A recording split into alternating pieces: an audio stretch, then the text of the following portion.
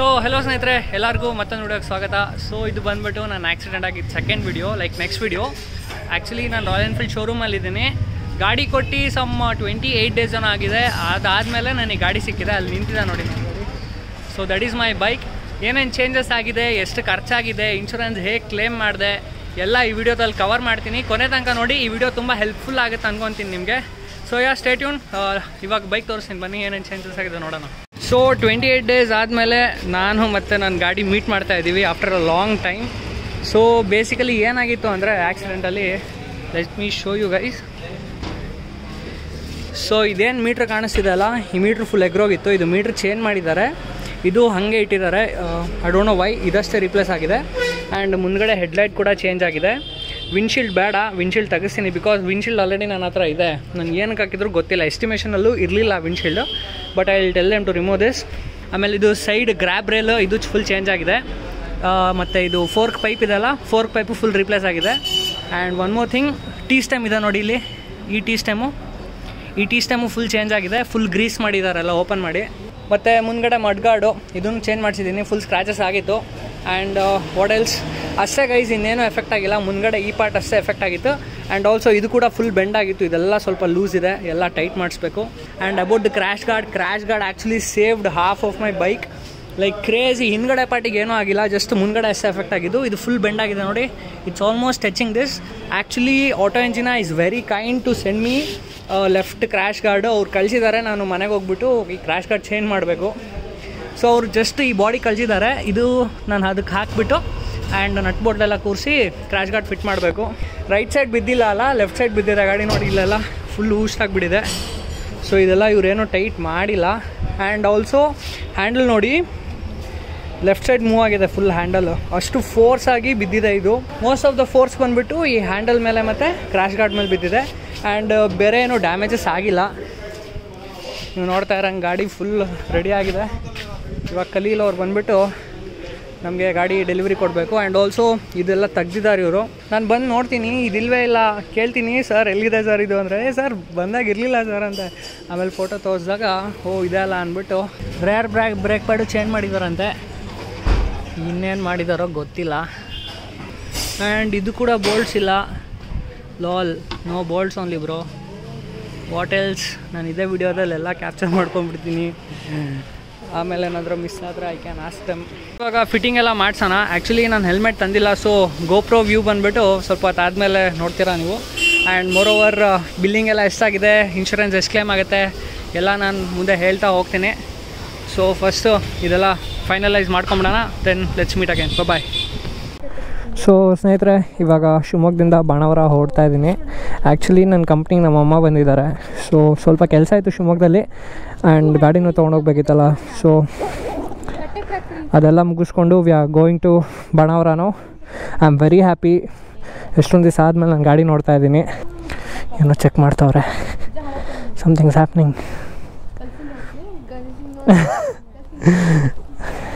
And ನಿಮಗೊಂದು ವಿಚಿತ್ರ ತೋರಿಸ್ತೀನಿ. Something has happen to odometer, something different actually. It's obvious but still ನಾನು ನಿಮಗೆ ತೋರಿಸ್ಬೇಕು. ಸೊ ನೋಡಿ, ಇಲ್ಲಿ ಓಡೋಮೀಟರ್ ಜಸ್ಟ್ 10 ಇದೆ. ಅಯ್ಯಯ್ಯಪ್ಪ.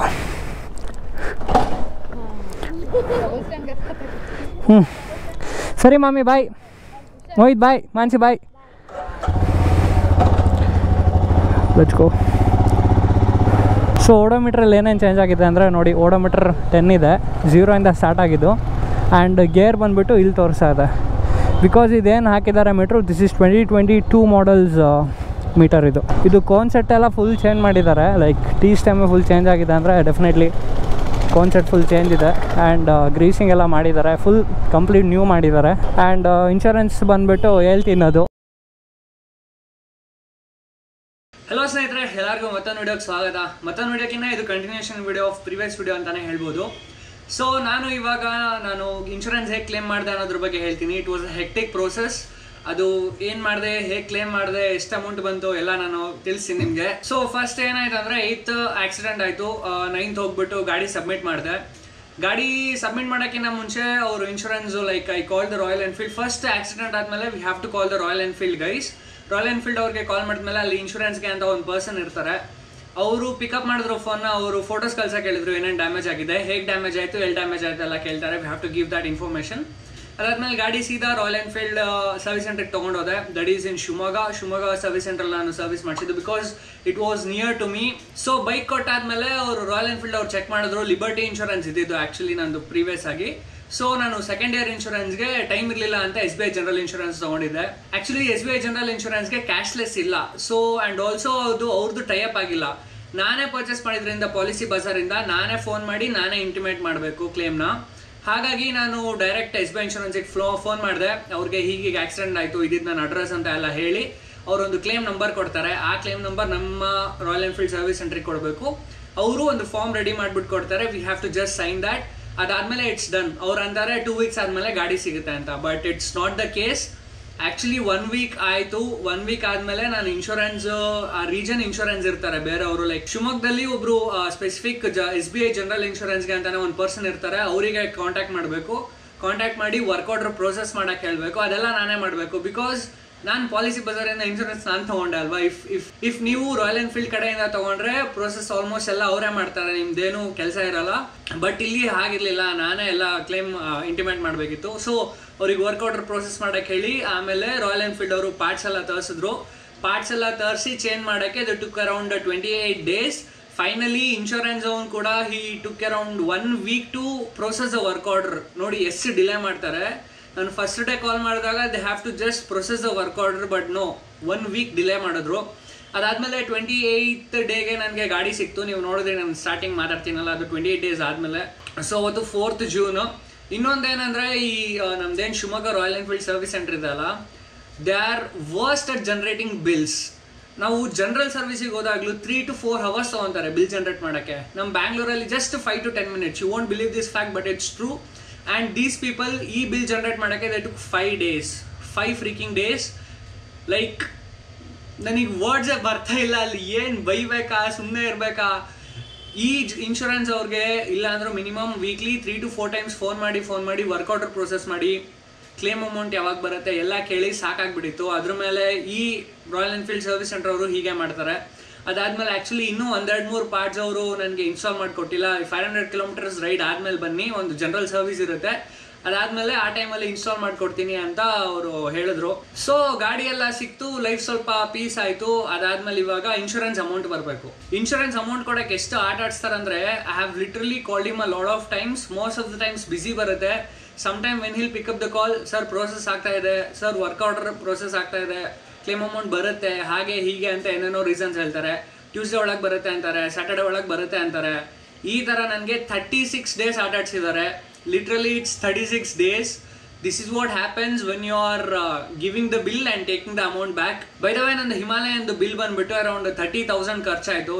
ಮೇಜರ್ ಖರ್ಚು ಬಂದ್ಬಿಟ್ಟು meter board which was around 10,000. ಮುಂದೆ ಮಡ್ಗಾಡು, ಸೈಡ್ ಗ್ರ್ಯಾಬ್ ರೈಲು, ಮತ್ತು ಕೋನ್ ಸೆಟ್ಟು, ಟೀ ಸ್ಟೆಮ್ಮು, ಆಮೇಲೆ ಫೋರ್ಕು, ಅದೆಲ್ಲ ನಾನು ತೋರಿಸಿದ್ದೀನಿ. ಸೊ ಬಿಲ್ನ ನಾನು ಒಂದ್ಸತಿ ನಿಮಗೆ ತೋರಿಸಿ ನೋಡಿ, ಸ್ಕ್ರೀನ್ಶಾಟ್ ಹೊಡ್ಕೊಳಂಗಿದ್ರೆ ಹೊಡ್ಕೊಳ್ಳಿ.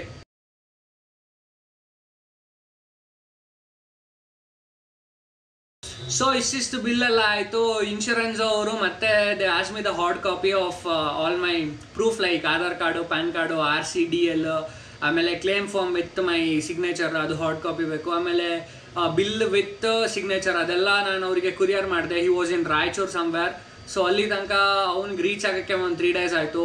ರೀಚ್ ಆದಮೇಲೆ ಮತ್ತೆ ಅದು ಯಾವುದೋ ಒಂದು ಹಾರ್ಡ್ ಕಾಪಿ ಇಲ್ಲ ಅಂತ ಮತ್ತೆ ಕುರಿಯರ್ ಮಾಡಿಸಿದ್ರು. ಸೊ ಅದೊಂದು ಸ್ವಲ್ಪ ಡಿಲೇ ಆಯಿತು. ಅಲ್ಲೇ ಒಂದು 1 week around 1 week to 10 days ಅಲ್ಲೇ ವೇಸ್ಟ್ ಆಯಿತು ಟೈಮ್. ಸೊ ಅದೆಲ್ಲ ಆದಮೇಲೆ ಫೈನಲಿ 15th July, ಅಂದರೆ 2.5 months ಆದಮೇಲೆ ನಂಗೆ ಇನ್ಶೂರೆನ್ಸ್ ಅಮೌಂಟ್ ಕ್ಲೇಮ್ ಬಂತು. So it was a hectic process. ಅದು ಏನಂದರೆ ಕ್ಲೇಮ್ ಅಮೌಂಟ್ ಬರೋ ತನಕ ತಲೆಯಲ್ಲಿ ಹುಳ ಓಡ್ತಾನೆ ಇರುತ್ತೆ. ಆ್ಯಂಡ್ ಆಲ್ಸೋ ಈ 36 days ಆದಮೇಲೆ ಆ್ಯಕ್ಚುಲಿ ಬರ್ತಾ ಇರಲಿಲ್ಲ ಅಮೌಂಟು. ಬಟ್ ಅವ್ರಿಗೆ ಒಂದು ನಾನು ಬಾಣ ಬಿಟ್ಟೆ, ಸರಿಯಾಗಿ ಬಾಣ ಬಿಟ್ಟೆ ಅಂದ್ಕೊಳ್ಳಿ. ಏನಂದೆ ಅಂದರೆ ಐ ಕಾಲ್ಡ್ ಹಿಮ್, ಸರ್ ಇವಾಗ ನೀವು ಇನ್ಶೂರೆನ್ಸ್ ಅಮೌಂಟ್ ನನಗೆ ಕಳಿಸಿಲ್ಲ ಅಂದರೆ ನಾನು ಶಿಸ್ತಾಗಿ ಹೋಗ್ತೀನಿ ಕನ್ಸ್ಯೂಮರ್ ಕೋರ್ಟ್ಗೆ, ಕೇಸ್ ಹಾಕ್ತೀನಿ ನಿಮ್ಮ ಕಂಪ್ನಿ ಮೇಲೆ. ನನ್ನ ಹತ್ರ ನಾನು ಕ್ಲೇಮ್ ಆರ್ಡರ್ ಕೊಟ್ಟಿರೋದು, ನಂದು ಬಿಲ್ಲು, ಪೇಮೆಂಟು, ಇಂಟಿಮೇಷನ್ನು. ನಾನು ಇನ್ನೊಂದೇನು ಬೆಸ್ಟ್ ಥಿಂಗ್ ಮಾಡ್ತೀನಿ ಅಂದರೆ, whenever I speak to a person on a phone call, especially with insurance guys and any other formal official calls, ನಾನು ಕಾಲ್ ರೆಕಾರ್ಡ್ ಮಾಡ್ಕೊತೀನಿ. ಸೊ ಅದೆಲ್ಲ ಇತ್ತು. ನಾನು ಅವ್ರಿಗೆ ಹೇಳ್ದೆ, ಈ ಥರ ಮಾಡ್ತೀನಿ ಸರ್, ನಾನು ಲೀಗಲ್ ಆಗೇ ಹೋಗ್ತೀನಿ, ನೀವು ಇಷ್ಟು ನಾನು ಫೋನ್ ಮಾಡಿ ಇಷ್ಟು ಇಂಟಿಮೇಟ್ ಮಾಡಿದ್ರು ನೀವು ನನಗೆ ಕ್ಲೇಮ್ ಕೊಡ್ತಿಲ್ಲ ಅಂದರೆ ನಂಗೆ ಬೇರೆ ಚಾಯ್ಸ್ ಇಲ್ಲ ಅಂತ ಹೇಳಿದೆ. Literally next day he called me, sir ನಿಮ್ಗೆ ಮೇಲ್ ಬಂದಿದೆ ನೋಡಿ, ನಿಮಗೆ ಕ್ಲೇಮ್ ಬಂದುಬಿಟ್ಟು 18,400 ರೂಪೀಸ್ ಕ್ಲೇಮ್ ಬಂದಿದೆ. ಸೊ ನೀವು ನನಗೆ ನೆಕ್ಸ್ಟ್ ಡೇ ಬರುತ್ತೆ, ನಿಮಗೆ ಫೋನ್ ಮಾಡಿಬಿಟ್ಟು ಹೇಳಿ ನನಗೆ ಅಂತಂದರು. Literally in 2 days I got my amount in my bank account. ಏನಂತೀರಾ ಇದಕ್ಕೆ? ನಾನೇನು ಹೇಳೋಕ್ಕೆ ಇಷ್ಟಪಡ್ತೀನಿ ಅಂದರೆ, ನೀವು ರಾಯಲ್ ಎನ್ಫೀಲ್ಡ್ ಸರ್ವಿಸ್ ಸೆಂಟ್ರಲ್ಲಿ ಏನು ಟೈಅಪ್ ಆಗಿರುತ್ತೆ ನೀವು ಅವ್ರಿಗೆ ಪೇ ಮಾಡಿ. ಸ್ವಲ್ಪ ಕಾಸ್ಟ್ಲಿ ಇರುತ್ತೆ, ಅವ್ರದ್ದು 3,000 ರೂಪೀಸ್ ಏನೋ ಇರುತ್ತೆ, ಬಟ್ ಇಟ್ಸ್ ಫೈನ್.